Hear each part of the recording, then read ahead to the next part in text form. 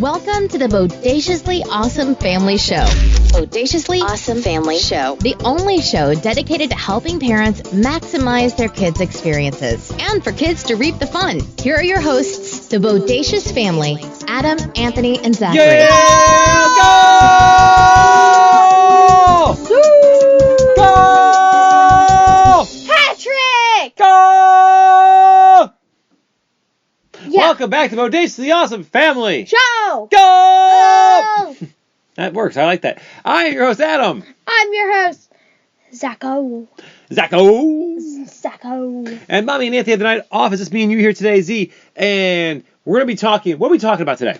Soccer. More importantly, specifically, what are we talking about? The USA national game against Panama. We are talking about the U.S. men's national team against Panama. We're talking about the World Cup qualifying. We're going to go into the World Cup. USA. We went there. It was amazing. Yeah, we were there at the game. It was awesome. Before we get into that, the usual things, find us on Gmail at bodaciousfamilyshow@gmail.com. You can find us on the Twitter at Bodacious Family. You do that. You can find us on iTunes and Spotify and iHeartRadio and Stitcher and everywhere else that you find your podcasts. Download some episodes, will you? We're at over 40,000 downloads. I can't count that high. I certainly can. There's a little thing that tells me. 1, 2, 3, 4, 5, 6. This, by the way, is not good content. That's how much goals they scored. That is true. Nice. I like that. And Kentucky Pine, 6. So I went 5, 6. Boom.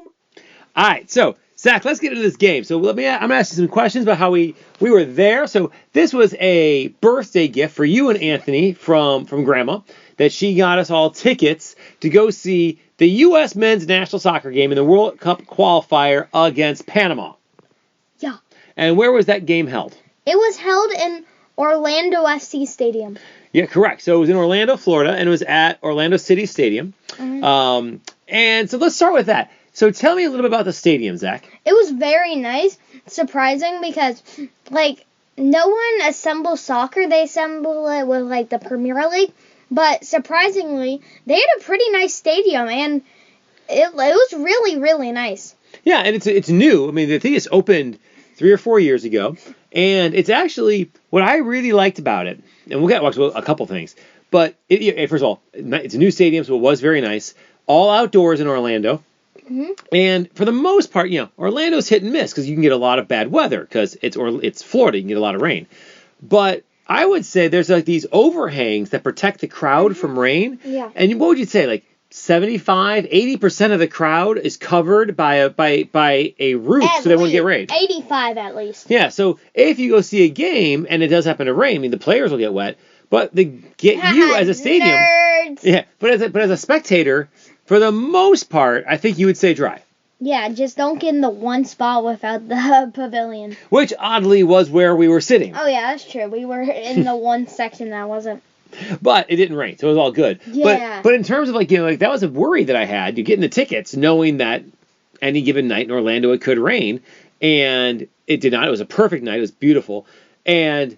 But a lot of the stadium covered seating, which is really cool. But the rest of it's still open air, so you get the benefits of the breeze and open air Orlando. And the time when we went, it was the weather was great, which just makes it far more just a lively of an atmosphere.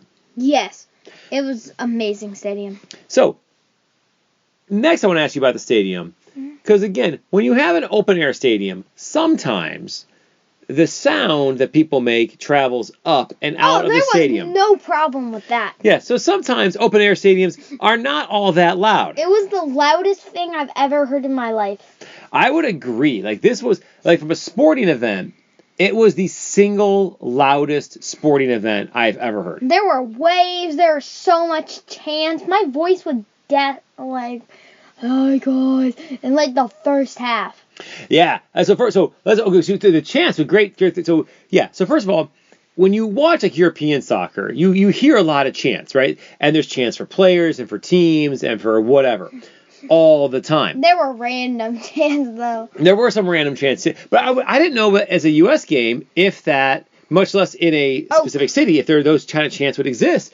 And there were a lot of chants. A lot of is an understatement. And I think they were all pretty simple that we were able to all get a hold of, and we all chanted as well. USA. That one was one of the easier ones. USA. USA.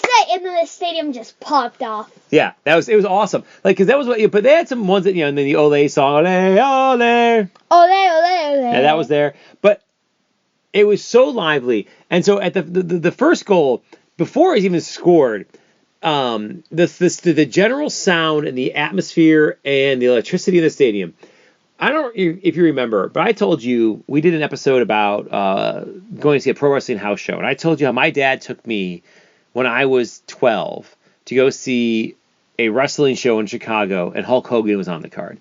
And I remember pieces of it, but he would tell me that Hulk Hogan entering the stadium was the loudest thing he'd ever heard. And I will say that the crowd at the U.S. men's national team against Panama was louder. Single loudest sporting event I've ever been to. It was insane. And I've been like when the U.S. women won the first gold medal in the Atlanta Olympics. I was there. Not nearly, and that was like 80,000 people. This is only 20. Not nearly as loud. Really? I agree. Yeah, I've seen basketball games that got loud. Nothing compared to this. It was so amazingly cool. So Zach, tell me a little about the game. You told me the U.S. won, but how dominant was this? Give me some flavor of the game. 5-1, and their goal was at like the last minute. It was towards the end of the second half. Yeah, and Pulisic got a hat trick, and they were fouling, and the ref was like, "They're paying me lots of money. Can't let this go." I'm sorry, but are you implying that the ref was giving them fouls or not? Yes, I don't understand what that meant. Pulisic got a yellow card for flopping. He did. That is true. And I would say that was a pretty weak yellow card. Yeah. But, the U.S. had 2 penalty kicks. That's true. So the ref... that's how bad they were. I thought the ref actually called a pretty good game. And he let some things go, and he called some things with possession and for progress. So I thought he actually did pretty well. But... Actually, before we get to that, another thing about the stadium I realized, I forgot to tell you. So this stadium only had like a capacity of like 22,000 people, and in which there were 22,000 people there. It was a sold-out crowd. So it was small, but yet you could fit a lot of people, and there was no upper level. So everything was really low level. Mm-hmm. So we had amazingly good seats. Oh, yeah, you could see. I didn't have to watch the Jumbotron like I did at WrestleMania. I just watched the game. Yeah, because we were so close, because the way the seats were designed, you're so close to the action. And in the first half, we were like catty corner to the goal, and the first half was like when the U.S. was just destroying them all at that side of the goal. So we had like the most amazing half ever. We had 4 goals on our side. Yeah, it was like everything was down there. So much fun. Yes. So what was your favorite part of the game? Probably when Pulisic scored the first goal, and everyone it was the loudest single thing I've ever heard. Yeah, the crowd went ape. As you said, they popped off. It could break glass. Yeah, like sometimes at sporting events they'll show you like a little like sound meter, and it's kind of cheesy, and then you see how loud you can get. Like they didn't even try that here. Like it was just ear splattering. That's true. It was awesome, so awesome. Okay, so I'll agree that was actually the best part. What was your least favorite part of the stadium or the game day experience? Well, probably when some people started chanting for Panama in the USA Stadium. So, I'm glad you brought that story up. That's not where I thought you were going to go with this. We'll go here. So, yeah. So, now, hold on. Now, first of all, yes, it was a U.S. home game, but we were in Orlando. There were some people there from Panama, and they wanted to try to get their team back in it. They were down 4-0 at that point, 3-0. And so they tried to get Panama Chant going. There was definitely some Panama supporters there. So they start this Panama Chant. And Zach, can you remember what stopped the Panama Chant? Me. That is right. Zach, you stopped the Panama Chant. Zach did it. I defy anybody to tell me differently. They start the Panama Chant, and everyone's being very polite. Like, okay, you have your chant. You're already getting destroyed. Try to get your team back into it. And they're chanting for like a minute. And then Zach just... USA! USA! USA! And slowly, you start hearing our entire, like everyone around us start chanting. And then slowly... And then within the minute, the entire stadium is chanting USA to drown out the Panama Chant. Absolutely amazing. Zachary's display of patriotism right there absolutely gets the crowd back in. I was a little angry. Yeah, gets the crowd back in it immediately. And yes, it was undeniably you. I'll tag the U.S. Soccer to this. U.S. Soccer, I think, owes you a thank you right there. They owe me a front row seat to their next game. Front row seat. What am I, chopped liver? Do I not get to go? You didn't fit me in the bag. Oh, so I get the seat and you're to go like my backpack? No, we'll share the seat. Okay, that's fine. Actually, can we get 2 seats? There you go. Come on, man. We're going to ask U.S. Soccer for something. Let's go all out. Let's go, it doesn't have to be the USA Men's National, but front row, 2 seats, me and my dad at an Orlando game home. Okay, so we're going to tag Orlando City in this now, too? Yes. Okay, we'll see what we can do. So, anywho, yeah, so here's what I thought was what my least favorite part was. What? Ask me what. Say, hey, Dad, what's your least favorite part? Hey, Dad. Yeah. What's your least favorite part? I got to tell you, Zach, I was really disappointed with the entire merch situation. Me too. The merchandise. Come on, U.S. Soccer. You have 22,000 people there. And by the way, everyone decked out in U.S. gear. Really well done, right? People came ready to cheer. But there was 4 shirts. There was only 1 shirt in a kid size. 1. At least a quarter of that stadium was kids. 1 shirt in a kid size, which they were sold out of. Very depressed. 1 shirt. Now, they did have a nice scarf. I got the scarf, right? But did they have any kids' jerseys?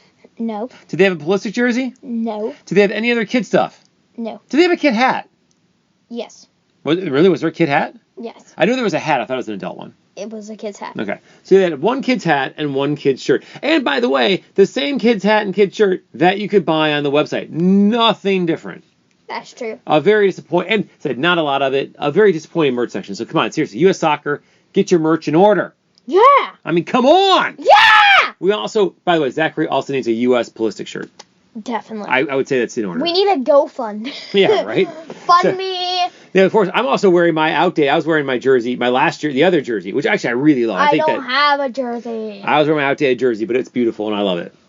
So, all right. We need a GoFundMe. Give me the ballistic jersey. All right. So we have the stadium was really awesome, the experience. So, Zach, now, did the U.S. men's national team, while we were there, did they clinch a World Cup berth? Yeah. No. They were really close. They were really close. They needed 1 more game against Costa Rica, which they did not have to win, and then it's good because they did not. 2-0 loss. But they did get into the World Cup. So the U.S. is in the World Cup. So, Zach, here's their group. We'll do a little idea here. So they will play all 3 of these teams, and then the top 2 teams in the group go. So U.S. versus England. Who's going to win that? England. Wow, that was fast. You're just going to throw down England like that? Really? England's really good. England is... Okay, this game takes place the day after Thanksgiving, so we'll have the day off of work, so we're totally watching this. Of course. I'm going a 1-1 tie. That's fair. Okay. Now, U.S. versus Iran. USA. I'm going to go with that, too. I'm going to go with I'm going 3-1 on that one. 4-1. Oh, okay. Nice. I think USA is going to destroy that team. All right, and then the last one is the Euro playoff games. This is where, so they're still trying to play into this game, but it's going to be 2 of the weaker teams that will get in. One of them will get in. I'm going to go USA on that one as well. I'm going to go USA and England get in playoffs. Yes, I think USA and England go. Now, here's where this gets a little interesting, in that US is in Group B. Why can't we be in Group A with Qatar, Ecuador, Senegal, and Netherlands? Well, here's where this gets interesting. In the quarterfinals, if you go to the knockout stage, Group B plays Group A. Let's go! I want to play Qatar. Qatar. They're the host country, Qatar. So, if the U.S. comes in first, it will play the second place team of Group A, which is likely going to be, I don't know, Ecuador maybe? I don't know. Probably Ecuador, because Netherlands going to get first. Yeah, I would agree. So, if U.S. comes in second, though, if England comes in first, then the U.S. gets Netherlands. No, that's going to be a hard game. That is going to be a super hard game. I'll be honest, I want nothing to do with the Netherlands in that knockout game. That sounds scary. I want to play Ecuador. Ecuador, Senegal, or Qatar. No, absolutely. it'll be Ecuador. I think so too, but I'll take any of them. Now, if the U.S. got Netherlands, I think the U.S. could get by Netherlands. 2-1 USA. Okay. But yeah, that's where that's intriguing. So, also this year's World Cup, Italy not in it. So I can't root for Italy. Wait, Portugal's in it? They are. They got in, but Italy did not. Mm. And I usually, my teams are usually U.S. and then Italy and then England. So I really can't. Yeah, I'm really tight on who I. And then I usually actually Argentina is the other one I really root for a lot. So is Argentina in it? I think they are. What group are they in? Argentina is in group. Hold on, let me look here. They are in Group C with Saudi Arabia, Mexico, and Poland. Mexico also pretty good, but Argentina should win their group pretty easily. Yeah. Have they solved the rankings yet? Have they made the rankings for Group C? No, not yet. So, all right. Now, so the games we played in November and December of this year. So it's a winter start for the World Cup, first time ever since the World Cup is being played in the desert. They don't want people to die of heat stroke during the games. So we have until November, but again, England, U.S., the day after Thanksgiving. It's a national holiday already. I'll be out of work. I think it's a 2:00 game time. I am so excited. And I think that's U.S. second game, too. So we'll already be in the thrones of the World Cup. Iran. It's going to be fantastic. I think we're going to be at Iran, and then we're going to lose to England, but we'll still get second. And then hopefully, will we play... Do we only play those teams once, or do we play one twice? We play all three teams once. Wait, so, 3 teams? Whoever the Euro playoff team is. There's still one team that has to get in. Oh. So, I think we're going to beat the other Euro playoff team, and we'll get... Can we tie with England? I think we can. I told you, I think it's going to be a 1-1 game. Well, no. Like, in the rankings, like... Oh, in the group stage, you can have a tie game, yes. When you get to the knockout stage, you don't have ties. No, not like a tie game. Like, a tie, we both win 2 games. You both win 2. We both win 2 and then tie 1? Yeah. Yeah, and then what happens, it goes to goal differential, and then it goes... And there's various tiebreakers. Okay.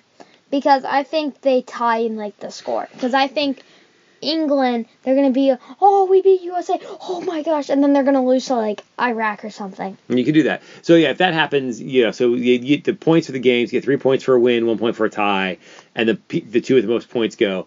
And then after that, it goes to, I think, goal differential. And then if that's tie, it goes to the most goals scored. I think we're going to have to play Netherlands, unfortunately. That's a very scary choice, yes. All right, so, Zach, fantastic. It was a lot of fun. We may have some more soccer action coming at you this year. Yeah. We might go see Orlando City game. Yeah. We might go see a Tampa Bay Rowdies game. Yeah. Maybe we can finagle an Atlanta United game. Yeah. I'll tag all these people. See whoever wants to help us out. Yeah. Yeah. Until then, Zachary, what do we got to say? Let's say don't be awesome. Be digitally awesome. And we're going to talk to everybody next week. We'll see y'all later. Bye.